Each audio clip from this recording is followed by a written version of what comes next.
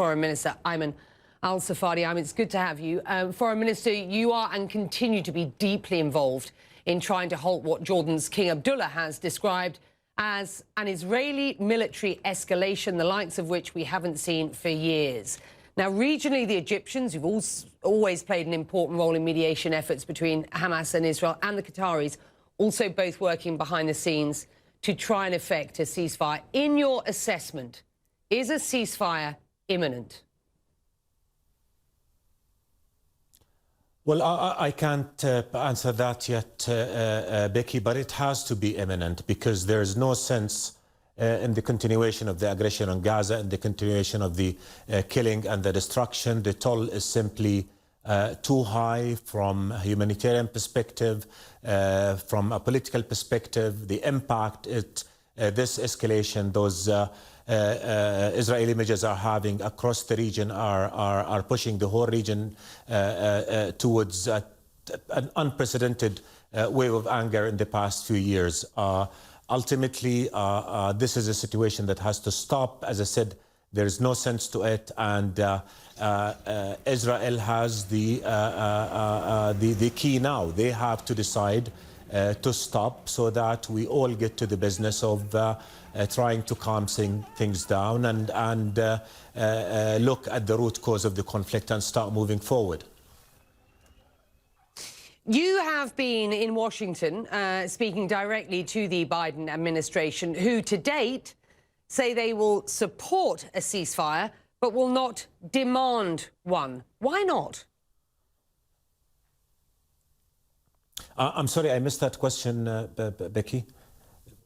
You have been shuttling between Washington and Amman, it has to be said, for weeks now, speaking to the Biden administration, warning them of what was likely to come. This is an administration who, to date at least, say they will support a ceasefire, but the Biden administration will not demand one. Why won't they demand one? Why won't they call for a ceasefire? What's your understanding of the position in Washington at this point? Look, we've been working very closely with Washington to address this very dangerous situation, even before the 10th of May, when the conflict took a worse turn. We were talking to the Americans about the need to restrain Israeli measures that are causing this conflict. The Americans are engaged. We're in discussions with them. They've sent some very good messages vis-a-vis the need for Israel to respect the historic status quo at the holy sites and in Jerusalem, for settlements to stop, for evictions of the people of Sheikh Jarrah not to happen. So we are engaged with them. We're working with them on all of that. Egypt is also working extremely hard to try and get a ceasefire. Today, His Majesty had a joint meeting with President Macron and President Sisi, and later spoke with Merkel. I've been in touch with Secretary Blinken. All of us are trying to bring about an end to this aggression, to this escalation. But again, our understanding is that it is Israel who's still saying no to a ceasefire, and we need to continue to hammer down with that demand that a ceasefire has to happen.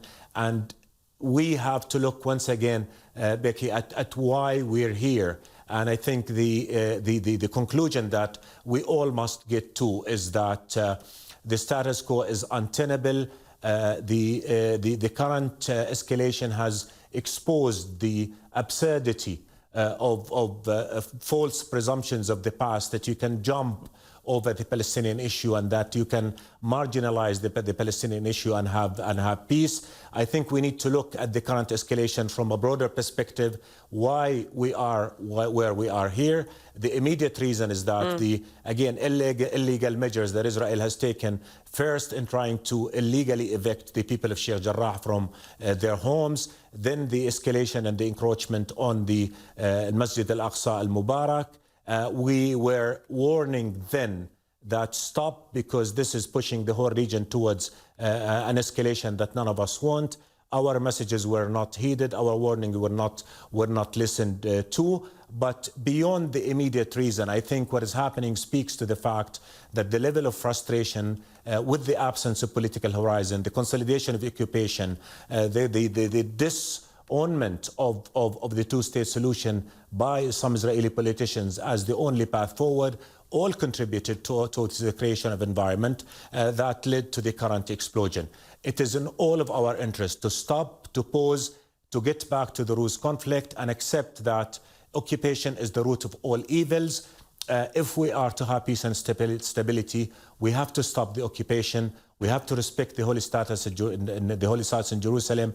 We have to respect the human rights of Palestinians to freedom, to dignity, and to statehood. This is where the real issue is. This is the reality that everybody is going to have to realize. So now we need to focus on two things. One, stop the aggression, stop the provocations, make sure that we get to a ceasefire, make sure that we do help the people who are tremendously suffering and have endured more suffering than any people have to in the world. And secondly, call the spade and accept that as long as you have occupation, we're not going to have peace. And the responsibility of all of us is to work together towards creating horizons for peace, re-engaging in negotiations, moving forward towards the two-state solution, which would address the legitimate rights of all and ultimately realize the peace that's a right for everybody in this part of the world.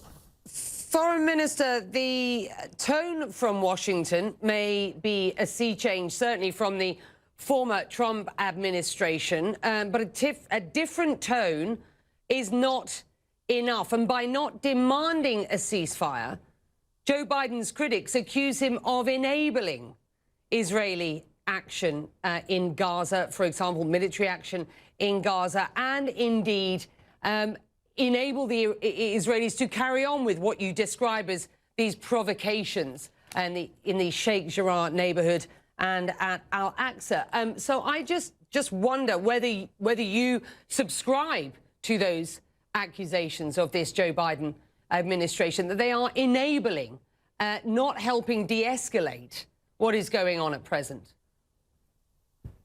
Look, what I would say, Becky, very clearly is that de-escalation has to happen. The aggression on Gaza has to stop. Political horizon needs to be created. And for all of that, we need a leading role by the United States of America. Its role is indispensable. We are in touch with our American partners. We're in touch with our European partners. We're in close coordination with our Arab brethren as well. All of us realize what needs to be done. All of us are working towards that. Ultimately now, the responsibility for all that has happened lies with Israel, and the responsibility for ending all this very dangerous escalation is again within Israel, and I think it is the Israeli government that needs to shoulder the responsibility of ending this aggression and allow all of us the space needed to start thinking of how do we work long term on ending this injustice to which the Palestinians have been subjected, creating horizon for peace, and move forward. Right now, as we continue to discuss what to do and what needs to be done, people are being killed. 61 kids in Gaza alone have been killed. Again, this is just, the more we continue into this vicious cycle, the more difficult it's going to be stopped, the more difficult it's going to be to control the repercussions of this. We need to realize that we need not be at it every 2-3 years. Remember, we've been here. This is somehow a déjà vu. We've been here before, and we saw Gaza being hit very hard. We saw its infrastructure destroyed, its people cornered, and where are we now? Back at it again. This has to stop, and beyond that, we need to, again, focus on the root cause of all, which is occupation, which is the absence of peace, which is the absence of the fulfillment of the rights of the Palestinian people. We all have a responsibility to continue to work together to bring this to an end and to send a message of hope to the people, because ultimately what this is doing as well is playing into the hands of spoilers across the spectrum. We cannot afford to do that. We cannot let them decide the future of our region. We must take ownership of that. We must all stop and say what is wrong. What Israel is doing is not conducive to peace. It's conducive to more conflict. It has to stop. And we all need to go back and work within the established parameters for peace on the basis of the two-state solution. Foreign Minister, I'm going to press you on this issue of a an imminent ceasefire, which doesn't seem a likelihood at present. And I just want to provide some information for our viewers and get your response. A senior Hamas leader with direct knowledge of mediation efforts has told CNN that one stumbling block is Israel's insistence that Hamas must initiate the ceasefire at least 3 hours before Israel, at which point Israel would follow suit. Hamas flatly rejected this proposal, according to the Hamas leader who spoke to CNN. Is that your understanding? Can you provide any more information as to what you understand to be the details of any ceasefire at this point? Look, my understanding is that talks for ceasefire have not been progressing because Israel is not agreeing to it yet. I think what needs to happen now is to agree on the principle of the ceasefire, and then details will have to be worked out. I know our Egyptian brothers are working very, very hard in Gaza and trying to deliver that. I know that everybody else is trying. We're trying, engaging with everybody to try to get to that point. What is important now is to get everybody agreeing to a ceasefire in principle. Then the elements of a longer-term truce will have to be discussed, but we do not have, and we should not be negotiating the terms of a truce while people are being killed. Let the hostilities stop. The details will be worked out later. We've been at this before. Who fires the last bullet? Who fires the last missile? That is just absurd given the tremendous human cost that's going on. What needs to happen now is for Israel to accept a ceasefire, Hamas to accept a ceasefire, the aggression to stop, and the details can be worked out. And there's a lot of countries out there in the region, in the States, in Europe, and beyond, in France. Everybody is trying to help achieve a longer-term calm. But in order for that to happen, the attack on Gaza needs to stop. This conflict hits home for Jordan and many of those living there because, of course, over 2 million of Jordan's population are of Palestinian origin. Jordan also holds the custodianship over the holy sites in Jerusalem, including the Al-Aqsa Mosque. I just want you to get your response to those scenes at the mosque last week, given Jordan's custodianship over it.